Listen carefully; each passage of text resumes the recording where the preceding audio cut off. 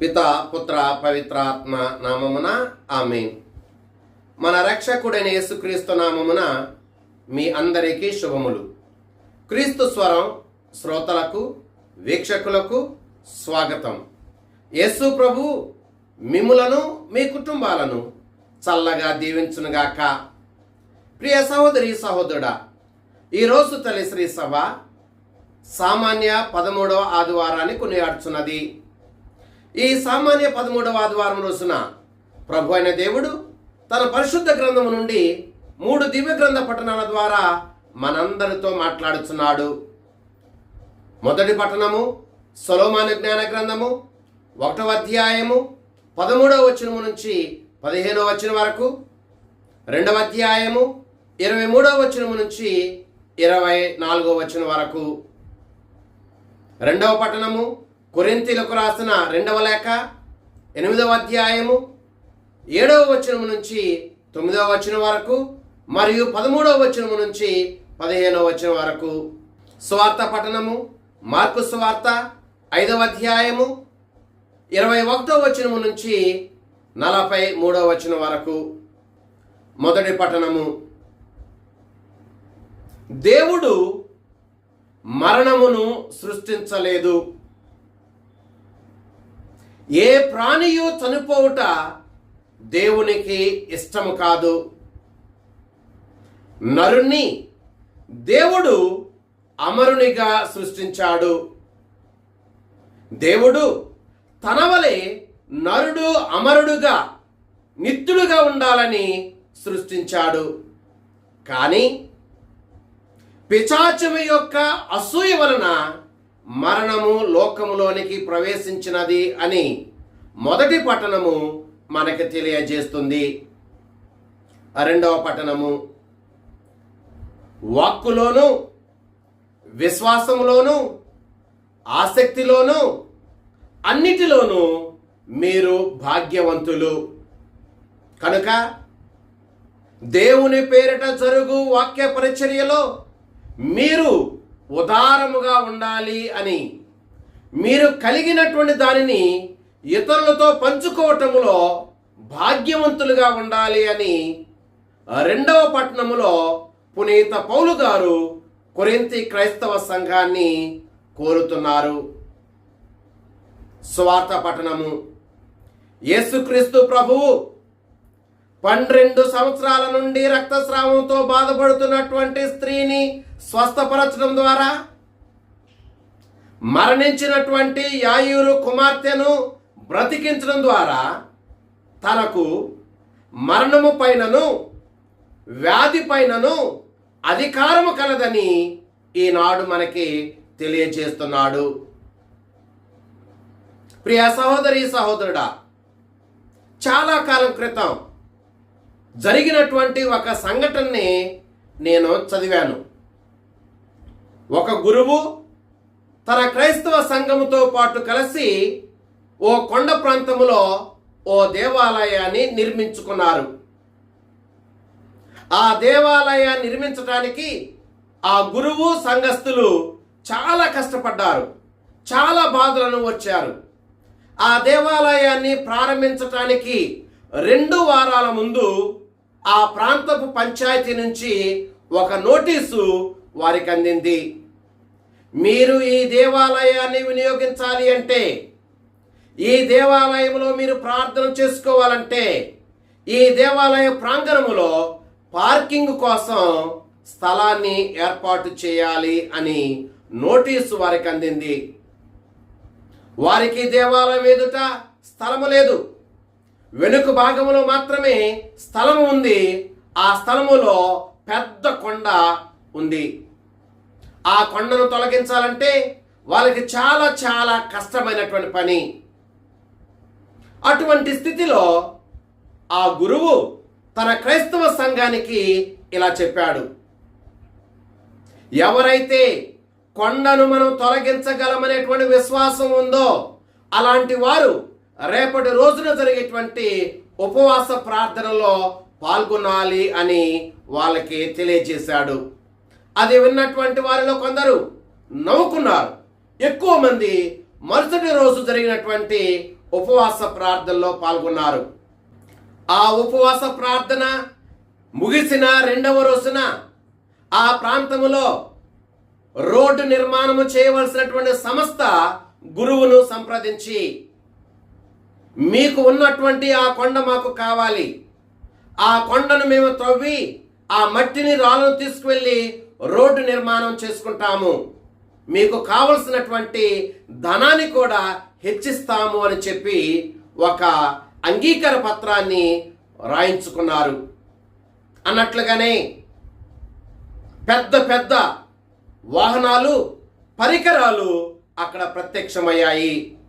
వారం రోజుల లోపులోనే ఆ కొండంతా కూడా త్రవ్వి ఆ మట్టి రాళ్ళను తీసుకుని వెళ్ళి ఆ సంస్థ ఆ రహదారిని నిర్మించింది. అనుకున్నటువంటి సమయానికి ఆ దేవాలయాన్ని వారు ప్రారంభించి అందులో ప్రార్థన చేసుకోవటం జరిగింది. అప్పుడు వారు గ్రహించారు, మనకి కొండను కూడా తొలగించగలిగేటువంటి విశ్వాసము ఉంది అని చెప్పి వారు గ్రహించారు. ప్రియ సహోదరి సహోదరుడా, విశ్వాసము ఉంటే మన జీవితాలలో గొప్ప గొప్ప అద్భుతాలు జరుగుతాయి. విశ్వాసం ఉంటే మన జీవితంలో ఊహించనటువంటి మేలులు మన జీవితాలలో జరుగుతాయి. ప్రియ సహోదరి సహోదరుడా, ఈరోజు మనము విన్నటువంటి సువార్త పట్టణంలో ఇద్దరు ఆడువారు గూర్చి మనం వింటూ ఉన్నాము.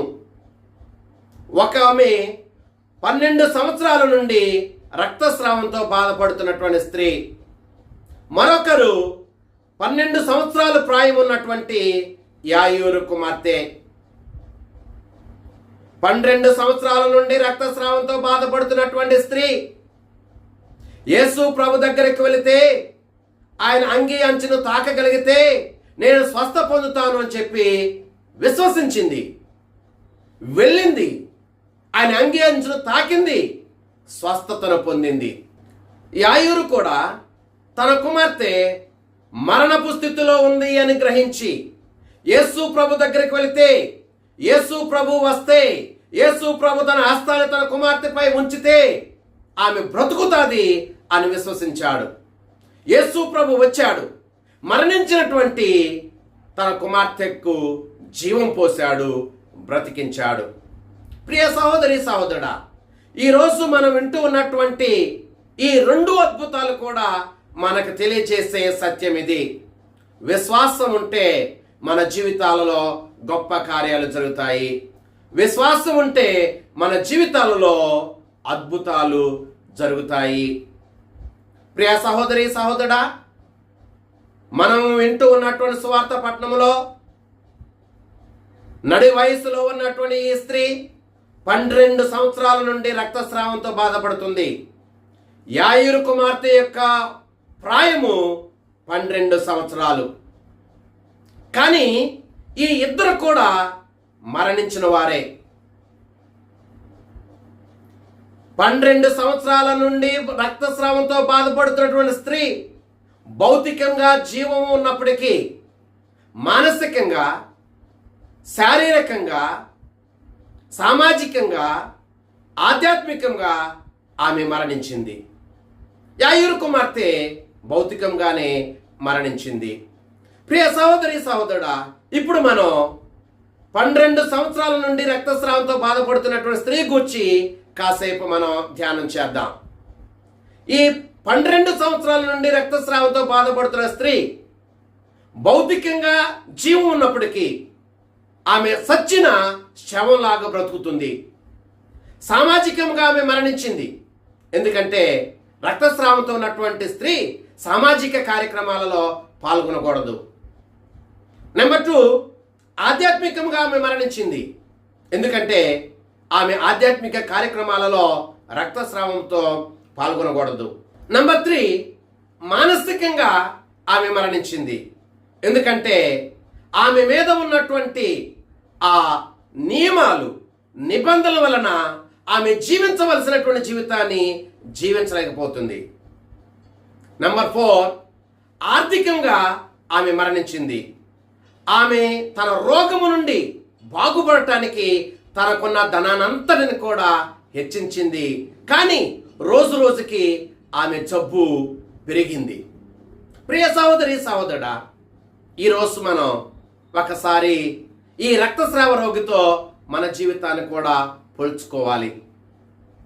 మన జీవితంలో ఏర్పడేటువంటి కొన్ని సంఘటనల ద్వారా, ఆర్థిక ఇబ్బందుల వలన, మానసిక ఒత్తిడుల వలన, శారీరకమైన బలహీనతల వలన, సమాజంలో ఉన్నటువంటి ఇతరాత్రమైనటువంటి ఒత్తిడుల వలన సామాజికంగా మనం మరణించిన వారిగా జీవిస్తున్నాం, ఆధ్యాత్మికంగా మరణించిన వారిగా జీవిస్తున్నాం, మానసికంగా మరణించిన వారిగా జీవిస్తున్నాం, ఆర్థికంగా మరణించిన వారిగా మనం జీవిస్తున్నాం.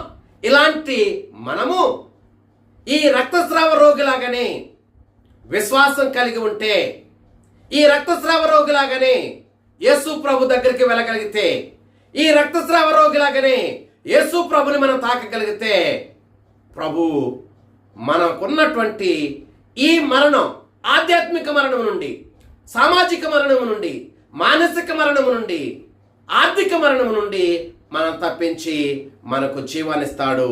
మరలా మనము మామూలు వ్యక్తులుగా బ్రతకగలిగేటువంటి స్థితిని మనకు కలుగజేస్తాడు. మన జీవితంలో గొప్ప అద్భుతాన్ని చేస్తాడు. నెంబర్ 2, ప్రియ సహోదరి సహోదరుడా, యాయూరు కుమార్తెను యేసు ప్రభు బ్రతికించాడు. యాయూరు ఇంటిలో దుఃఖం ఏర్పడింది, మరణపు వార్త వినిపించబడింది. యేసుక్రీస్తు ప్రభుని ఇబ్బంది పెట్టొద్దు అని సేవకులు చెప్పినప్పటికీ, నీవు భయపడకు, అధైర్యపడకు, నీ కుమార్తె బ్రతుకుతాది అని చెప్పేసి యేసు ప్రభు చెప్పినప్పుడు, యేసు ప్రభు మాటల మీద విశ్వాసం ఉంచి యేసు ప్రభుని తన ఇంటికి తీసుకుని వెళ్ళాడు. యాయూరుకున్నటువంటి విశ్వాసం వలన యాయూరు కుమార్తెను యేసు ప్రభు బ్రతికించాడు. యాయూరుకున్నటువంటి విశ్వాసం వలన యాయూరు ఇంటిలో ఏర్పడినటువంటి ఆ శోకాన్ని, ఆ బాధని యేసు ప్రభు తొలగించాడు. ప్రియ సహోదరి సహోదరుడా, యాయూరు ఇంటిలో ఏర్పడినటువంటి ఆ దుఃఖమే, యాయూరు ఇంటిలో ఏర్పడినటువంటి ఆ శోకమే, ఆ యాయూరు ఇంటిలో వచ్చినటువంటి ఆ కష్టమే మన జీవితాల్లో కూడా రావచ్చు. అలా మనము కూడా యాయూరు లాగానే యేసుక్రీస్తు ప్రభు మాటల మీద విశ్వాసం ఉంచాలి. యేసుక్రీస్తు ప్రభుని మాటల మీద విశ్వాసం ఉంచి యేసు ప్రభుని మన ఇంటికి తీసుకుని వెళ్ళాలి. యేసు ప్రభుని మనలను, మన కుటుంబ సభ్యులను తాకనివ్వాలి. అప్పుడు మన జీవితాలలో గొప్ప అద్భుతాలు, గొప్ప కార్యాలు సంభవిస్తాయి. ప్రియ సహోదరి సహోదరుడా, రక్తస్రావ రోగిని స్వస్థపరిచినటువంటి ఆ అద్భుతములో మనకు స్పర్శ కనిపిస్తుంది. యాయూరు కుమార్తెను బ్రతికించినటువంటి ఆ అద్భుతములో కూడా స్పర్శ కనిపిస్తుంది. మొదటి అద్భుతములో ఆ స్త్రీ యేసు ప్రభుని స్పర్శించింది. రెండవ అద్భుతములో యేసు ప్రభువు ఆ బాలికను స్పర్శించాడు. ఆ రీతిగానే మనము యేసు ప్రభుని స్పర్శించగలగాలి. మనలను యేసు ప్రభుని స్పర్శించమని, తాకమని ప్రాధేయపడాలి, అర్థించాలి, ప్రార్థించాలి. మనము యేసు ప్రభుని తాకినా, యేసు ప్రభు మనలను తాకినా, యేసు ప్రభుని మనం స్పర్శించిన, యేసు ప్రభు మనల్ని స్పర్శించిన మన జీవితాలలో గొప్ప అద్భుతాలు, గొప్ప కార్యాలు, గొప్ప మేలులు జరుగుతాయి. ప్రియ సహోదరి సహోదరుడా, ఈ రెండు అద్భుతాలలో వాళ్ళ జీవితంలో శ్రమలు వచ్చినప్పటికీ, కష్టాలు వచ్చినప్పటికీ విశ్వాసములో ముందుకు సాగారు. అలాగే మన జీవితంలో కూడా శ్రమలు కలిగిన, కష్టాలు వచ్చిన, బాధలు అనుభవిస్తున్న విశ్వాసములో మనము ముందుకు సాగాలి. కొన్ని విషయాలను బైబిల్ గ్రంథం నుంచి మనం ధ్యానం చేద్దాం. నెంబర్ 1, జకరయ్య ఎలిజబెత్తమ్మల జీవితం. ప్రియ సహోదరి సహోదరుడా, జకరయ్య ఎలిజబెత్తమ్మల జీవితంలో సంతానాలేమి అనేటువంటి కష్టం, అవమానం వాళ్ళ జీవితంలో కలిగింది. అయినా సంతానము లేదు అనేటువంటి ఆ కష్టములోను, ఆ శ్రమలోను, ఆ అవమానములోను విశ్వాసములో ఈ జకర్య, ఈ ఎలిజబెత్తములు ముందుకు సాగారు. చివరికి దేవుడు వారి ప్రార్థన ఆలకించి వారి జీవితంలో గొప్ప అద్భుతాన్ని చేశాడు. లూకాసు వార్త 1వ అధ్యాయము 13వ వచనము ఈ సత్యాన్ని మనకు తెలియజేస్తుంది. మనము కూడా జకర్య, ఎలిజబెత్తమ్మ లాగానే అటువంటి లోటు మన జీవితంలో ఉన్నప్పటికీ విశ్వాసముతో మనము ముందుకు సాగితే మన జీవితంలో కూడా ప్రభు గొప్ప అద్భుత కార్యాలు చేస్తాడు. నెంబర్ 2, ఏలియా ప్రవక్త. ఏలియా ప్రవక్త దేవునికి సాక్షిగా జీవించాడు. ఆ తరుణములో శత్రువులను తనను చంపాలని ప్రయత్నం చేసినప్పుడు, తన ప్రాణము ప్రమాదములో ఉంది అని చెప్పేసి తనకి తెలిసినప్పటికీ తాను దేవుని మీద విశ్వాసముతో ముందుకు సాగాడు. ఆ తరుణములో దేవుడే తన దూతను పంపించి తనకు ఆహారాన్ని పెట్టి తాను వెళ్ళవలసినటువంటి చోటును తెలియజేశాడు. రాజుల మొదటి గ్రంథము 19వ అధ్యాయము 4వ వచనము ఈ సత్యాన్ని మనకు తెలియజేస్తుంది. ప్రియ సహోదరి, సహోదరుడా, మనము కూడా ఈ ఏలియాలాగా దేవునికి సాక్షిగా జీవిస్తున్నప్పటికీ ఇతరుల నుండి మనకు ప్రమాదము, ఆపద, కష్టము, నష్టము కలిగిన ఈ ఏలియాలాగా దేవుని యందు విశ్వాసముతో మనం ముందుకు సాగాలి. నెంబర్ 3, షడ్రక్, మెషక్, అబేద్నెగో. వీళ్ళు రాజు వీళ్ళని ఎంతగా హింసించినప్పటికీ, అగ్నిగుండములో పడవేసి చంపివేస్తాము అని చెప్పి బెదిరించినప్పటికీ వాళ్ళ కష్టాలలో దేవుని యందు విశ్వాసంతో ముందుకు సాగారే తప్ప విశ్వాసాన్ని కోల్పోలా. దానియేలు గ్రంథము 3వ అధ్యాయము 16వ వచనము ఈ సత్యాన్ని మనకు తెలియజేస్తుంది. ప్రియ సహోదరి, సహోదరుడా, మన జీవితం కూడా షడ్రక్, మెషక్, అబేద్నెగోల జీవితం లాగానే ఉండవచ్చు. అధికారుల నుండి, పెద్దల నుండి, ధనవంతుల నుండి మన ప్రాణానికి ముప్పు కలగవచ్చు. అయినప్పటికీ విశ్వాసంలో సన్నగిలకుండా మనం ముందుకు సాగాలి. అలా సాగినప్పుడు ప్రభు ఏ విధముగా అయితే ఈ షడ్రక్, మెషక్, అబేద్నెగోలను కాపాడాడో, రక్షించాడో, నిన్ను, నన్ను, మన కుటుంబాలను కూడా ప్రభు అద్భుత రీతిలో అలాగే కాపాడతాడు, అలాగే రక్షిస్తాడు. నెంబర్ 4, ఇర్మియా ప్రవక్త. ఇర్మియా దేవుని స్వార్థను బోధిస్తున్నప్పటికీ చాలా కష్టాలను అనుభవించాడు, చాలా అవమానాలను అనుభవించాడు. చివరికి తాను ఎంతగా రోధించాడంటే, తను బ్రతికించకుండా తన తల్లి గర్భములోనే తనను చంపివేస్తే ఎంత బాగుండునో అని ప్రభుని ప్రార్థించాడు. ఇర్మియా గ్రంథము 20వ అధ్యాయము 1వ వచనం నుంచి 6వ వచనం వరకు 17వ వచనము ఈ సత్యాన్ని మనకు తెలియజేస్తుంది. అయినప్పటికీ ఇర్మియా దేవుని యందు విశ్వాసములో ముందుకు సాగాడు. ప్రియ సహోదరి, సహోదరుడా, ఇర్మియా లాగానే మనము కూడా ఇక ఈ కష్టాలను భరించలేకపోతున్నాను, ఈ అవమానాలను భరించలేకపోతున్నాను, ఈ బరువులను నేను మోయలేకపోతున్నాను, ఇక నేను నా ప్రాణాన్ని చాలిస్తే బాగుండు అనే రోదనకు మనం గురి కావచ్చు. అయినప్పటికీ ఆ స్థితిలో కూడా దేవుని యందు విశ్వాసంతో మనము ముందుకు సాగాలి అని ఈరోజు దేవుని వాక్కు మనకు సెలవిస్తుంది. అటువంటి విశ్వాసముతో ముందుకు సాగితే రక్తస్రావ రోగి జీవితంలో అద్భుతం జరిగినట్లుగానే, యాయూరు కుటుంబంలో అద్భుతం జరిగినట్లుగానే మన జీవితంలో కూడా అద్భుతం జరుగుతుంది. నెంబర్ 5, యోబు. యోబు దేవుని భక్తుడు, యోబు నీతిమంతుడు. యోబుని మించినటువంటి నీతిమంతుడు మరొకడు లేడు. అయినప్పటికీ తన కుటుంబంలో చాలా కష్టాలను అనుభవించాడు. తన బిడ్డలు చనిపోయారు, తన పశు పక్షాదులు చనిపోయాయి, తన మిత్రులు తన నుండి దూరమయ్యారు, తన భార్య తన నుండి దూరమైంది, తనకున్నటువంటి అన్నిటినీ తాను కోల్పోయాడు. అయినా సరే విశ్వాసములో సన్నగిలకుండా దేవుని యందు విశ్వాసములో ముందుకు సాగాడు.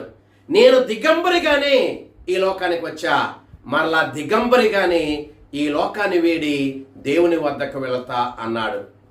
యోబు గ్రంథము 1వ అధ్యాయము 13వ వచనము నుంచి 19వ వచనం వరకు ఈ సత్యాన్ని మనకు తెలియజేస్తుంది. ప్రియ సహోదరి సహోదరుడా, యోబు లాంటి పరిస్థితి మన జీవితంలో ఏర్పడినప్పటికీ, యోబు లాంటి పరిస్థితి మన కుటుంబంలో ఏర్పడినప్పటికీ, మనము మన యొక్క విశ్వాసంలో సన్నగిలకుండా, మనము మన విశ్వాసంలో బలహీనపడకుండా యోబులాగా మనము విశ్వాసములో ముందుకు సాగాలి. దేవుడు ఏ విధంగా అయితే ఈ యోబుని దీవించాడో అలాగే మన జీవితంలో కూడా అద్భుతాలు చేస్తాడు. మన జీవితాలను కూడా, మన కుటుంబాలను కూడా అలాగే దీవిస్తాడు. కనుక ప్రియ సహోదరి సహోదరుడా, మన వ్యక్తిగత జీవితాలలో మనకి విశ్వాసం ముఖ్యం. మన కుటుంబ జీవితాలలో మనకి విశ్వాసం ముఖ్యం. విశ్వాసమే ఈనాటి 2 అద్భుతాలకు పునాది.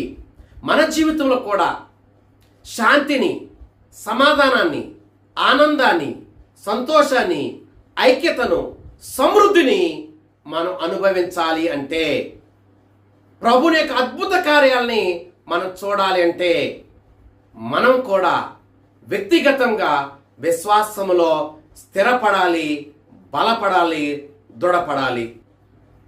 ప్రియ సహోదరి సహోదరుడా, విశ్వాసం ఉండటం వలన మన జీవితాలలో ఎటువంటి అద్భుతాలు జరుగుతాయో కాసేపు ధ్యానం చేద్దాం. నెంబర్ 1, ఎర్ర సముద్రమును దాటటం. ప్రియ సహోదరి సహోదరుడా, నిర్గమకాండము 14వ అధ్యాయము 21వ వచనం నుంచి 28వ వచనం వరకు ఇశ్రాయేలు ప్రజలు ఎర్ర సముద్రాన్ని దాటటం మనం చూస్తూ ఉన్నాం. ఇశ్రాయేలు ప్రజలు ఈ ఎర్ర సముద్రాన్ని ఎలా దాటగలిగారంటే, మోషేలో ఉన్నటువంటి విశ్వాసం వలన మాత్రము ఇది సాధ్యమైంది. మోషే ఎదుట పెద్ద సముద్రం ఉంది, ఆయన చేతిలో చిన్న కర్ర మాత్రమే ఉంది. ప్రభువు అతన్ని ఆ కర్ర తీసుకుని దానిని మోదమనగానే మోదినప్పుడు ఆ సముద్రము 2 పాయలుగా చీలింది. మోషేలో ఉన్న ఆ విశ్వాసం వలన, ఆ దైవ శక్తి వలన ఆ అద్భుతం జరిగింది. మన జీవితంలో కూడా మోషే ఎదుట ఆ సముద్రం ఉన్నట్లుగా సముద్రము లాంటి సంఘటనలు, సముద్రం లాంటి పరిస్థితులు, సముద్రం లాంటి వ్యక్తులు ఉన్నప్పటికీ మన జీవితంలో ఆ విశ్వాసం ఉంటే అసాధ్యమైన కార్యాలు కూడా మన జీవితంలో సాధ్యమవుతాయి. కనుక విశ్వాసముతో మనం జీవించుదాం. నెంబర్ 2, 5 రొట్టెలు 2 చేపలతో గొప్ప అద్భుతం.